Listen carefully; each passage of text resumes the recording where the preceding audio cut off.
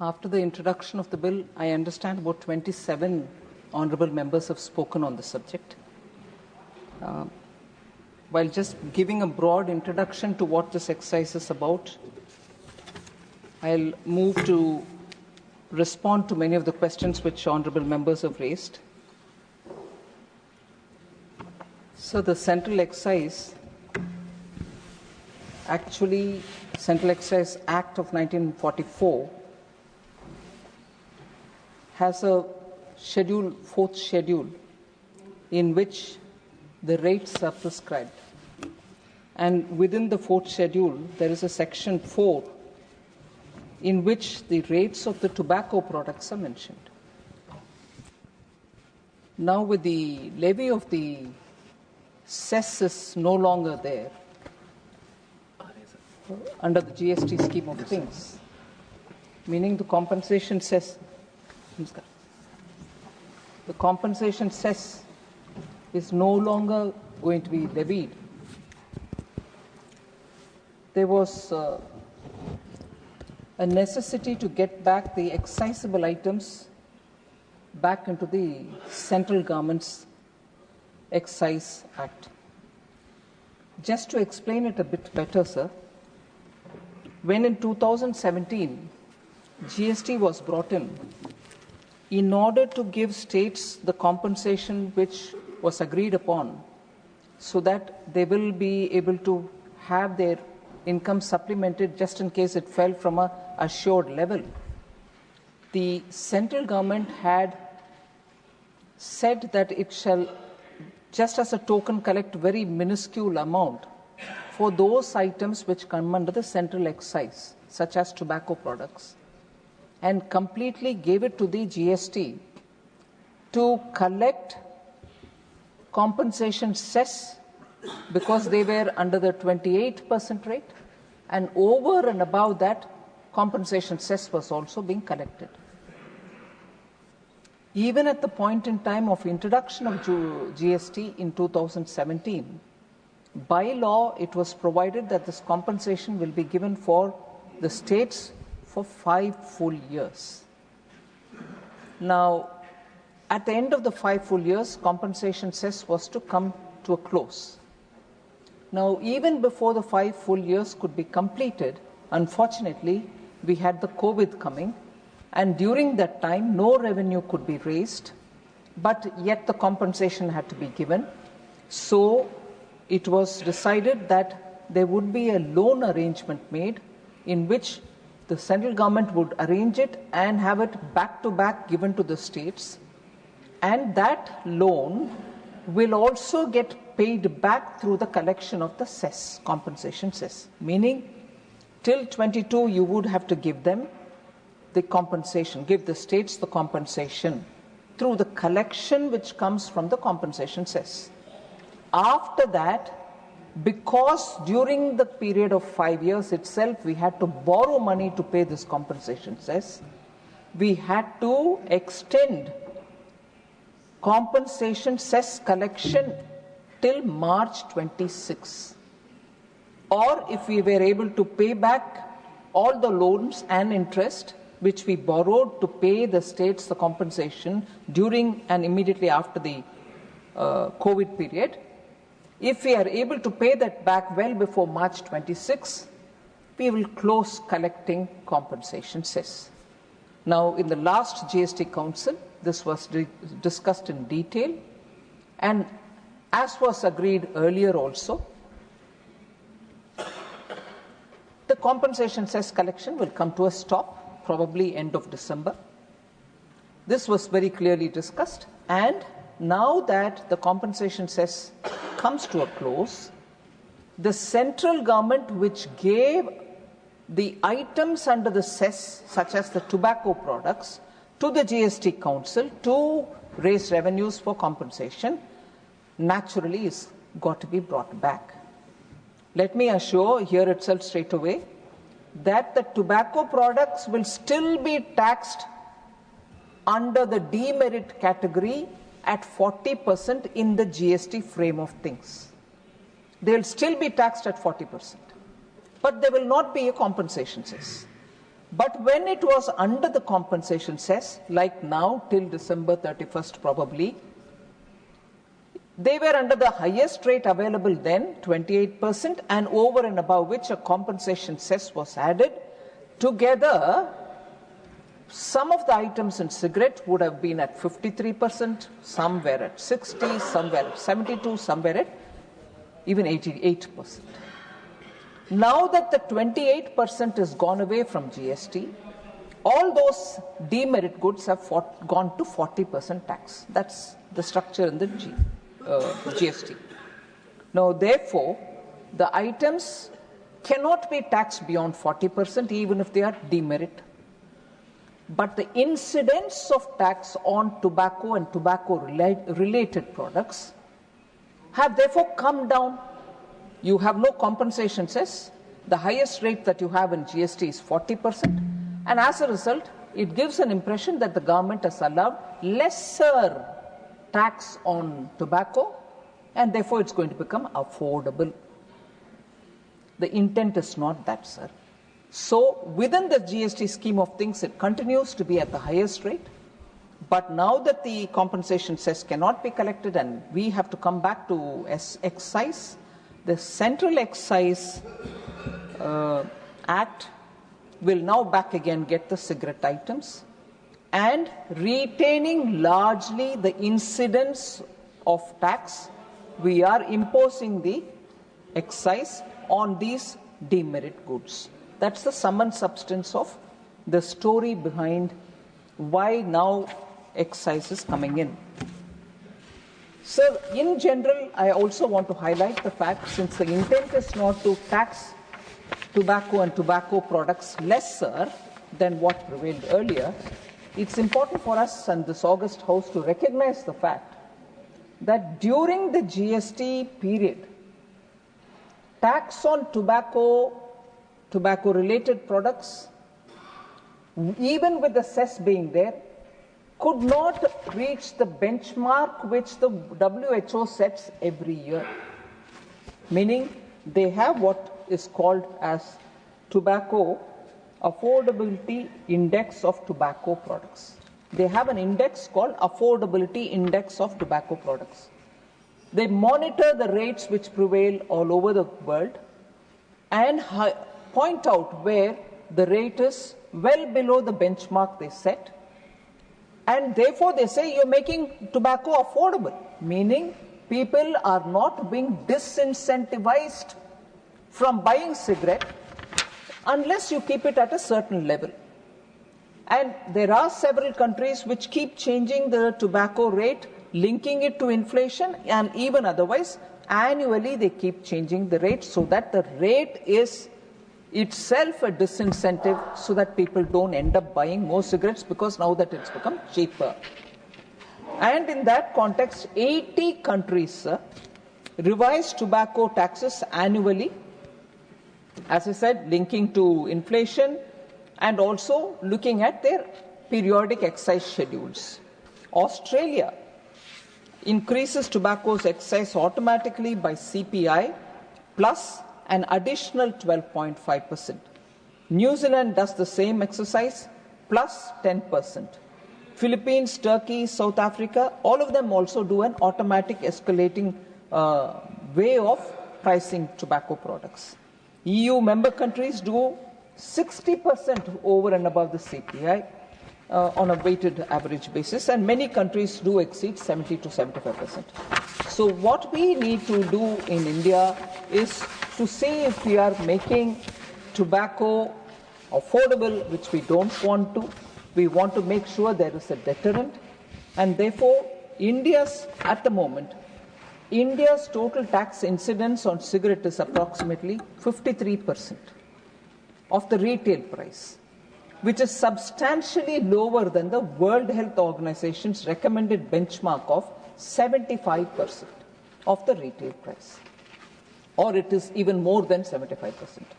So, as I said, many countries impose over the CPI 80, 85%, 75 to 80%, and so on. So, we want to keep that in mind, and therefore, the rate fixation has happened, keeping WHO's benchmark as well, and making sure that we don't make cigarettes affordable. But here, there's one element, I think one of the honourable members has spoken in brief about bidi, but I want to highlight the fact, sir, that whilst doing this, even bidi comes back to excise. But there is no change in tax incidence of bidi. Considering the fact that the workers who roll bidi come from a lower economic strata of our country, we had made sure that nothing goes to hurt the livelihood propositions but of the bidi rollers, but equally continuing with very many schemes which will give them health awareness. I'll read that out a bit to highlight, sir. When I say there's no change in the tax incidence of bidi, I just want to put it on the record here so that honourable members will appreciate. In the current regime, which will continue till the end of this month because of the compensation cess, which is the scheme of things since 2017 when GST was brought in, the GST rate, as I said, on bidi is 28%. And there is this NCCD, which is a calamity-based collection that we do. For handmade bidis, for every 1,000 units, we charge 1 rupee. If it is a machine-made bidi, then for every 1,000 units, we charge 2 rupees and not more. Together with that, as I said, basic excise duty continued as a token gesture even during the GST regime when the compensation cess was being collected. The central excise was kept at a very nominal rate. And how nominal is nominal? 5 paisa per 1,000 units. Not 5 rupees. 5 paisa per 1,000 units, which is man-made, and 10 paisa per 1,000 units if it is machine-made. So this is what prevails currently. Exactly what prevails now is what is going to prevail after excise comes into play. So the proposed regime will have bidi at 18% as recommended by the 56th GST Council. That is why when the next generation GST was announced, a lot of people said, what have you done? GST bidi rate was at 28. Over and above that, there was some cess. Now, minuscule cess. But over and above that, so 28% is the rate at which bidi was and continues to be till 31st. But we had to move it along with very many items because 28 is not available anymore as a rate under GST. So every item moved to 18 unless it was a sin item which went to 40. Cigarettes went to 40. bidi did not go to 40. It, on the contrary, moved to 18 because there was no more 28. So from 1st January or whenever this new thing comes into play, in GST it will be at 18. So a lot of people question saying you've reduced the price because you've reduced the tax on bidi. But that is because we didn't have 28, so it went to 18. The NCCD portion continues to be the same as 1 rupee for every 1,000 bidis, handmade, and 2 rupee for every bidi for 1,000 units if it is machine made. That continues as it is. And the basic excise duty, where it was 5 paisa per 1,000 and 10 paisa for per 1,000 machine made, will be at 10%. Together, the incidence on bidi will be the same. It shall not worsen the situation or it shall not have a negative impact on bidi rollers. That's an upfront statement I want to offer. So now I come to specific points which many members have raised. I want to address them. Pramod Tiwari ji, while speaking, apparently has said that the bill is silent on tobacco farmers. And what will happen to the workers who are working in the tobacco related, in the tobacco cultivation and so on. And also he has observed that this is against devolution. I want to first correct this impression, sir. This is an excise duty. It's not a cess. We'll talk about cess tomorrow, day after, whenever it comes. But this is an excise duty. This excise duty, by the very nature of taxable pool, will join the taxable pool and it will be devolved per the Finance Commission's recommendation to the states. It is not against devolution. It joins the taxable pool. That is one thing. Second, sir, there are several schemes from the government to take care of tobacco farmers. Now, this scheme has been on since 2015-16. It's called Crop Diversification Program, Rashtriya Krishi Vikas Yojana, and it runs in 10 states, major tobacco producing states, where farmers are encouraged to move from tobacco to other crops. I'll read out the states where this is happening: Andhra Pradesh, Bihar, Gujarat, Karnataka, Maharashtra, Odisha, Tamil Nadu, Telangana, Uttar Pradesh, and West Bengal. In all these states, sir, has it had an impact? Yes, it has had an impact, because over 1.12 lakh acres of land has shifted from tobacco growing to other crops. And I'm talking about a period between 2017-18 to 21-22. So what are the crops to which they moved? Each state focused on its own area, but largely sugarcane, if it is an irrigated area, sugarcane, groundnut, oil palm, cotton, chili, maize, onion, pulses, and turmeric, if it is irrigated. If it's non-irrigated area, or if it is a state-specific subject, I'll read out the example of 3 states. Telangana tobacco growers moved to producing Bengal gram and chilies. Odisha, from tobacco, they moved to vegetable growing and maize. Karnataka, they moved from tobacco to soya bean and sugarcane.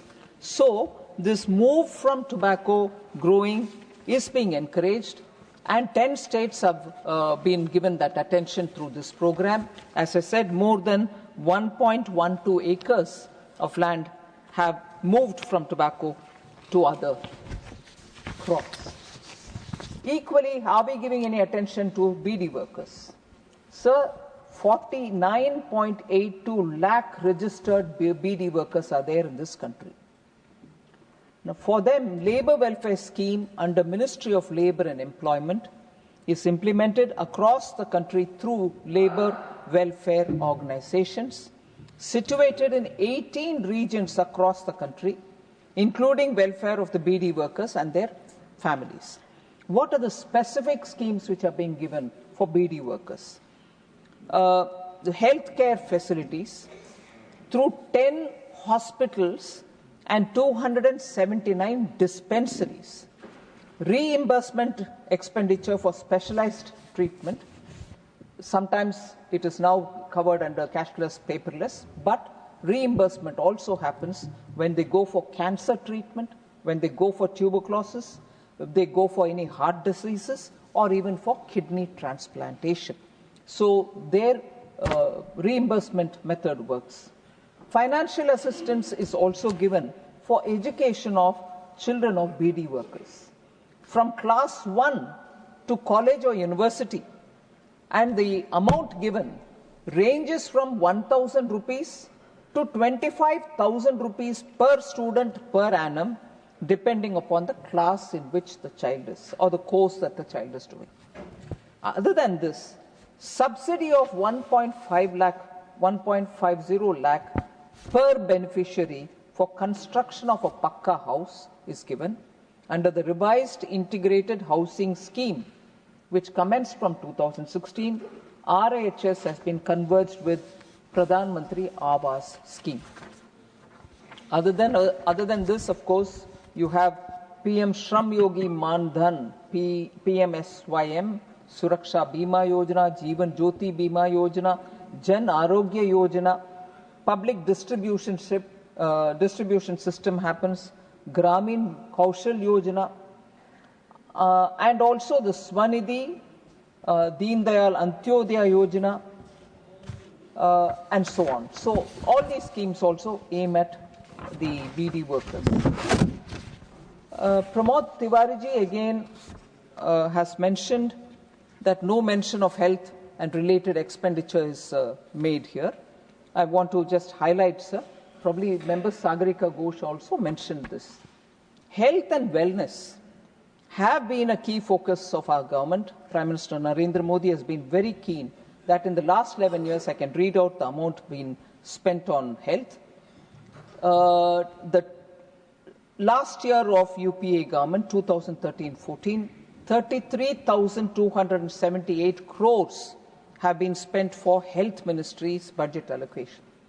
Whereas 25-26 this year, the BE, I'm comparing the BE with BE, 99,858 crores have been allotted, 3 times more.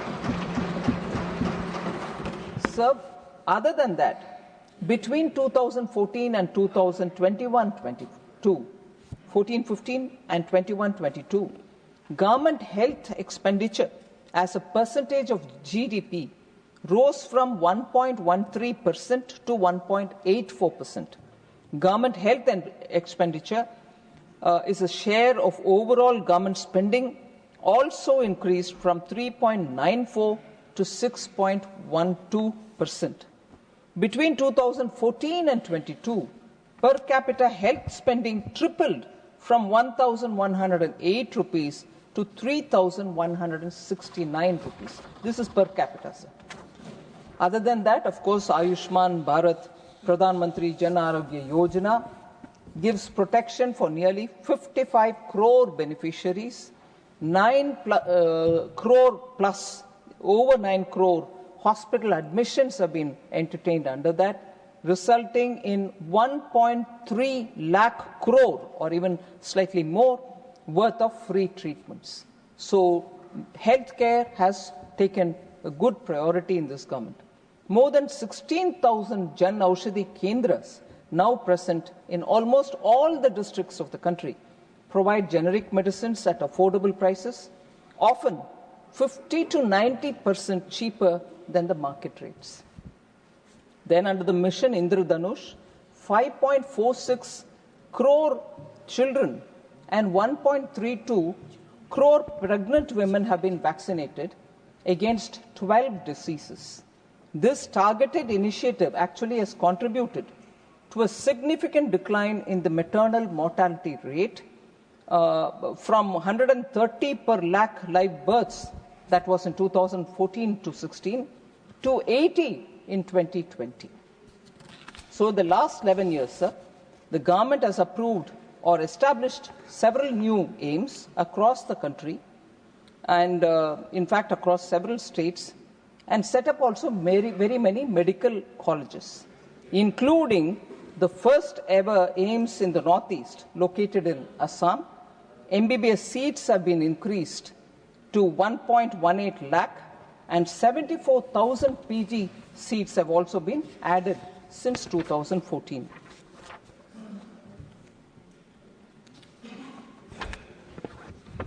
So tobacco products are being sold near schools in Tamil Nadu. Was Sri Thambiduraiji, I can't see him here.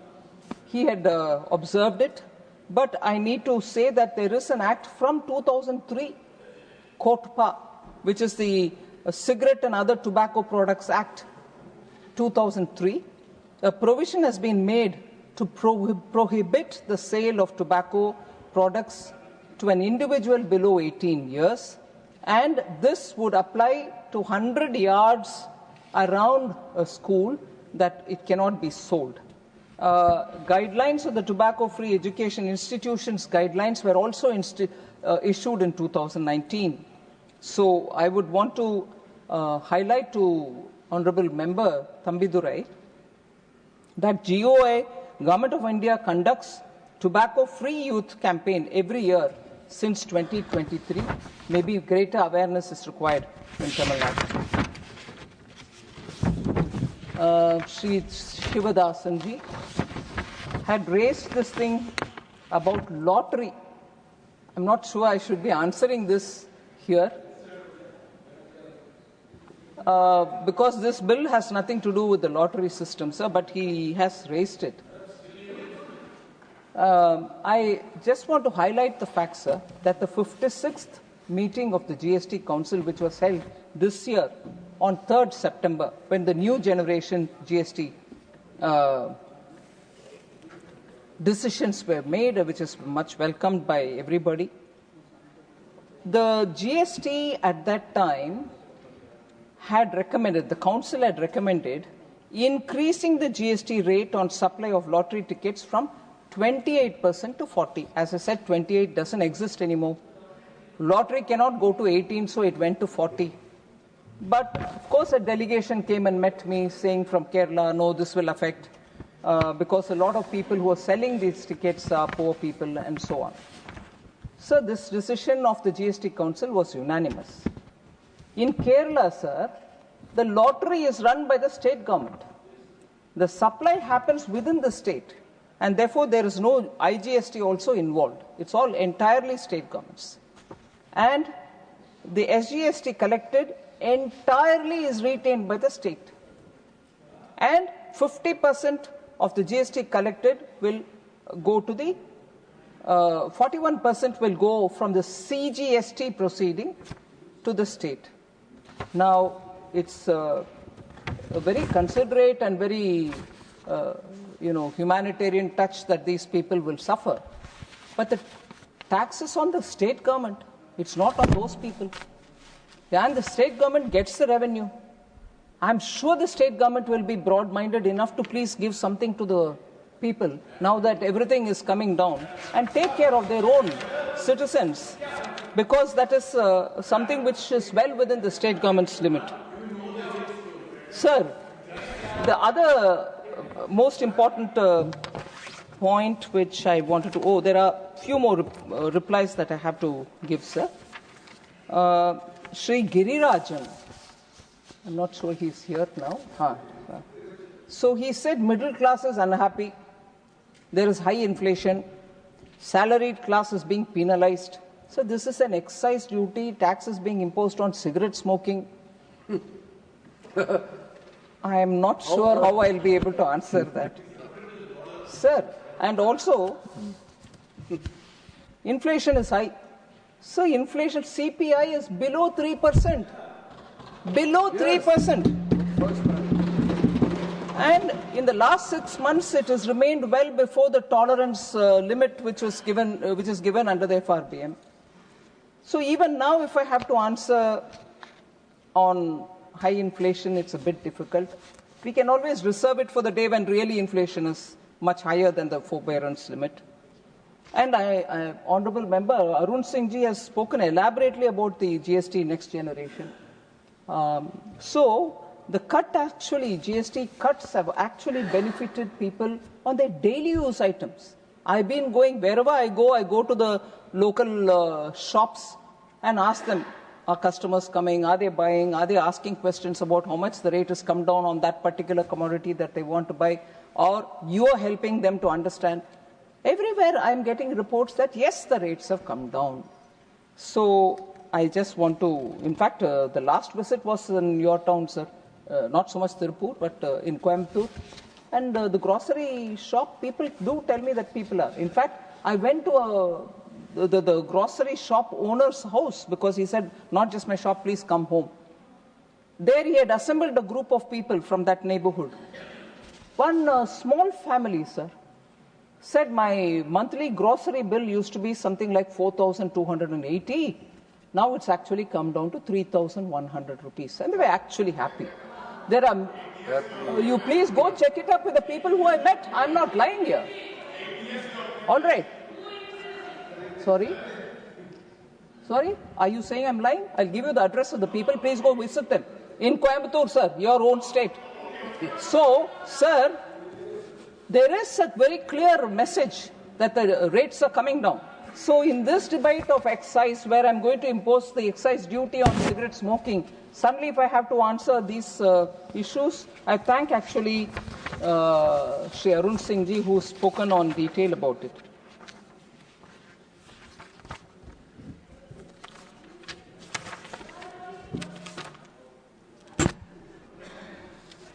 Sir, again, the issues raised by Honourable Member Sagarika Ghosh pertain to the Manrega, very valid, very relevant, very sensitive, important for West Bengal. We've answered this several times. Now I'm answering on excise, but the issue has been raised. So I will answer it, sir, just as I've answered a member from Tamil Nadu. Sir, as per the Manrega Act 2005, it is the responsibility of the state government to ensure transparency and accountability in the implementation of the scheme.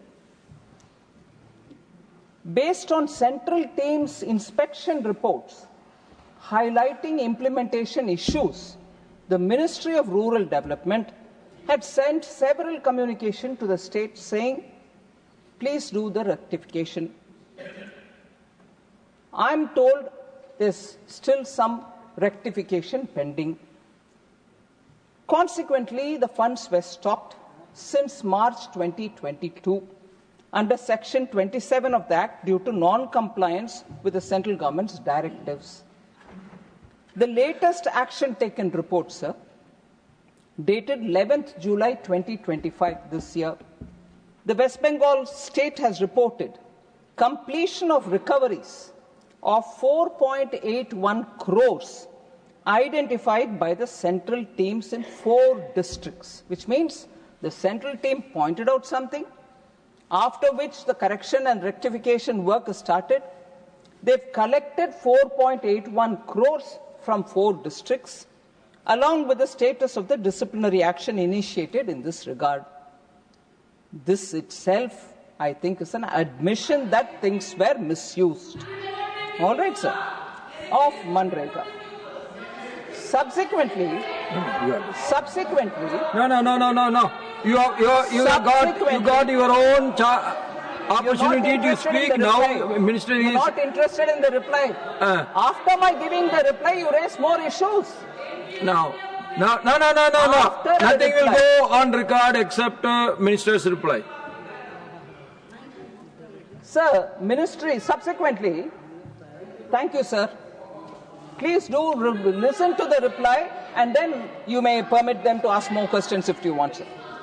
Subsequently, the Ministry of Rural Development, again a letter on 11th November 2025, requested the state government to furnish a comprehensive action taken report with regard to the total districts of the state, along with the details of financial recoveries made, disciplinary proceedings which have been taken, criminal action, and all other corrective measures undertaken by the state.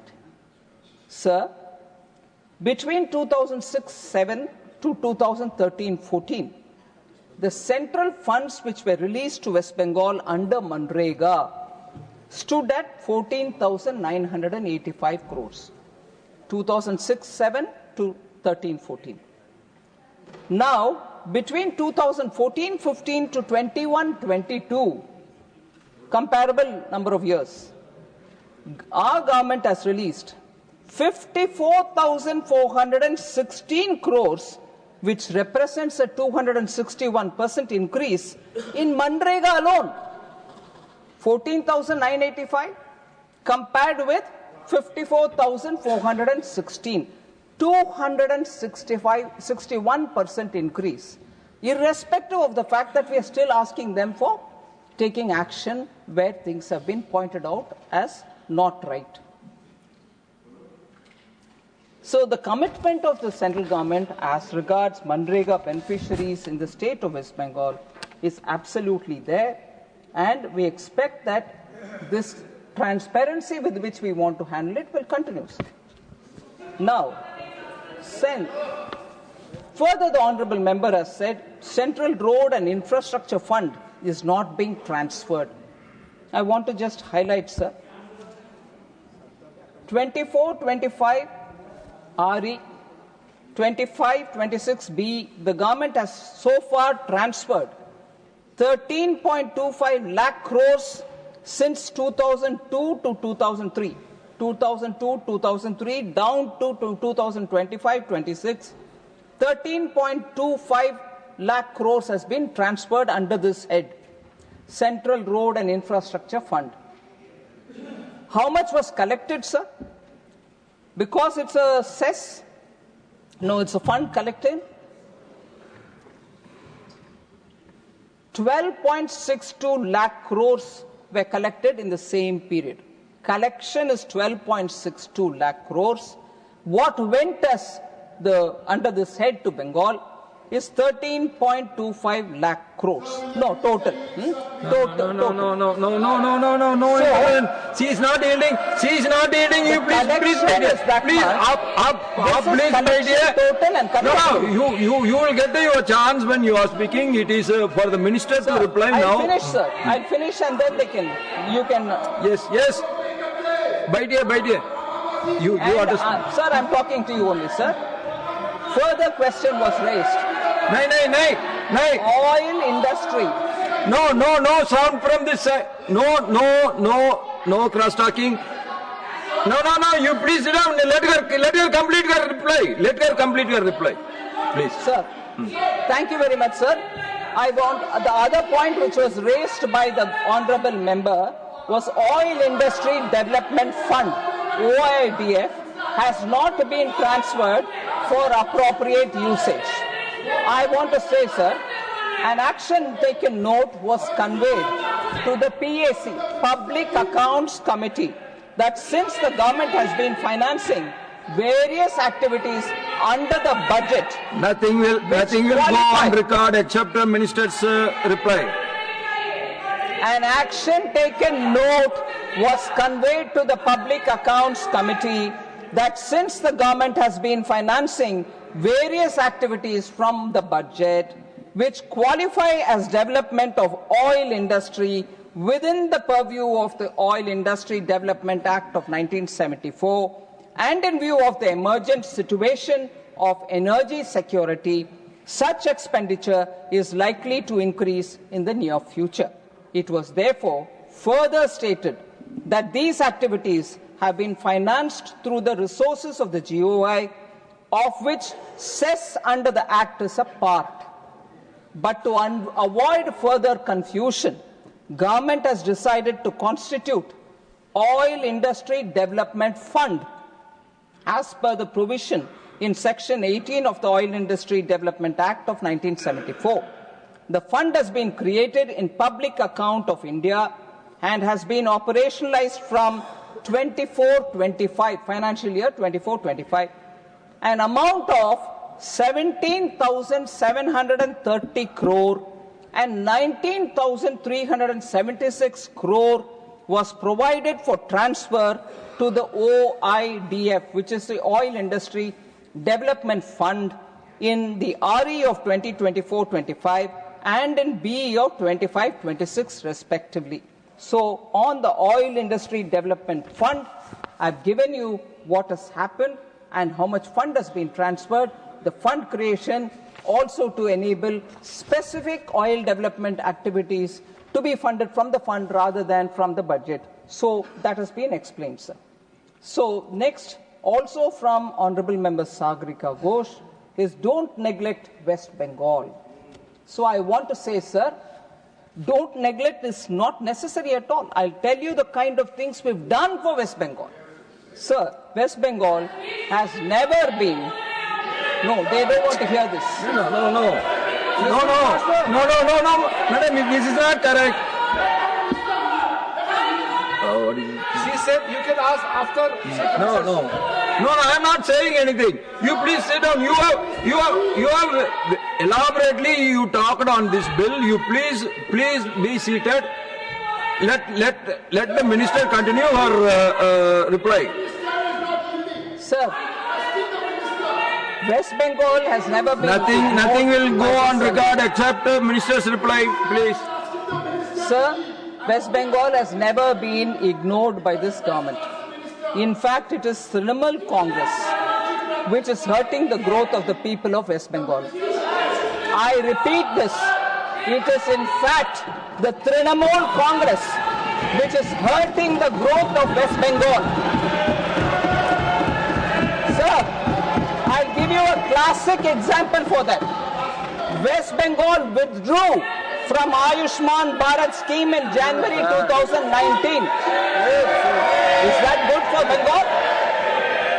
Industries are leaving West Bengal. Only recently, I answered a question to one of the honorable member of parliament about the number of industries which have left West Bengal. In fact, off the cuff, I can even tell you, sir, subject to correction, 1947, when India got its independence, the contribution of West Bengal for industry in the country's GDP was somewhere in the range of 27%, subject to correction. I can get you the papers. But today it has come down to minimum 3%, sir. Is that West Bengal government? Sir, industries are leaving West Bengal. I've answered a member of parliament's question. I wish I can get that copy so that I can read the exact numbers. I wish my people in the gallery can give me the letter so that I'll present it to the table office here. You need not answer to them so elaborately. People are suffering. Go back to Sir, your... people are suffering from it's not correct. When she was speaking, when she was speaking, she was not disturbed by anyone. Don't do this. This is becoming your habit. That is not good. Sir, nothing will go on record except the minister's reply. Sir, I will give you data. Equally, I'll give you my personal example, sir. In my family, there's a member who lives in Kolkata. They wanted to just whitewash their house and paint the doors. They got the paints. They wanted to do it. There were people who came to the house. Minister, kindly be specific.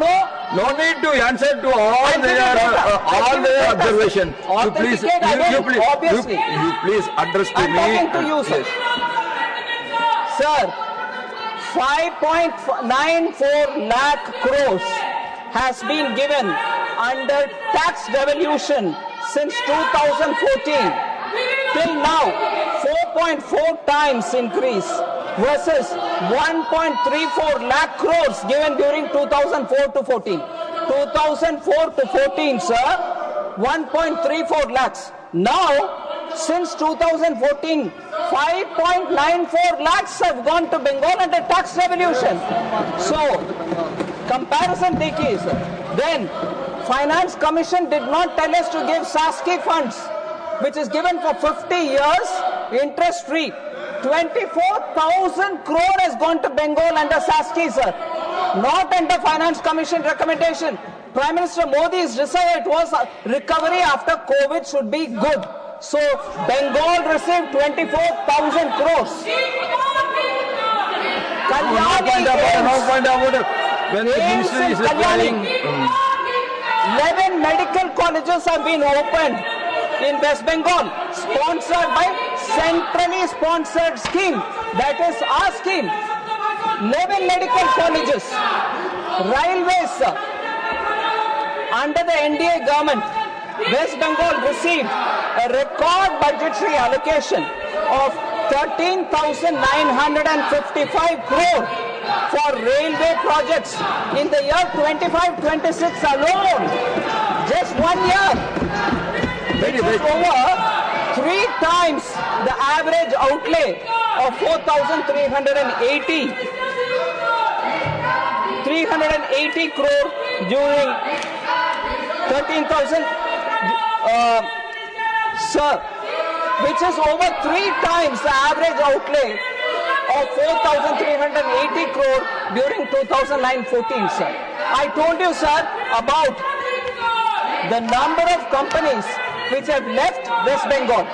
I give you the data, I will authenticate it, I have no problems. From 1st April 2011 to 2025, 30th September, 448 listed companies have left Bengal. 6,447 companies, unlisted companies have left Bengal. I think we can stick to the Central Excise Amendment Bill alone. This is a data that I'm giving. Honorable Minister, I think you can now stick to the Central Excise Amendment Bill, please. You address to me Yes, and sir. conclude. Other than that, sir, 101 Amrit railway stations, sir. 101 Amrit stations at 3,847 crores are being developed. 1,650 kilometers have been electrified. 98% have been electrified in the entire Bengal. 2,000 kilometers, 2,300 kilometers of national highway constructed in Bengal since 2014. Sir, other than this, Bagdogra Airport development in Siliguri at an estimated cost of 1,490. Honorable Minister, you please reply only regarding the Central Excise Amendment Bill. Please conclude. Any conclude. further, sir? Yes, please. So the excise bill will have to be considered by this honest August House and passed. Thank you very much.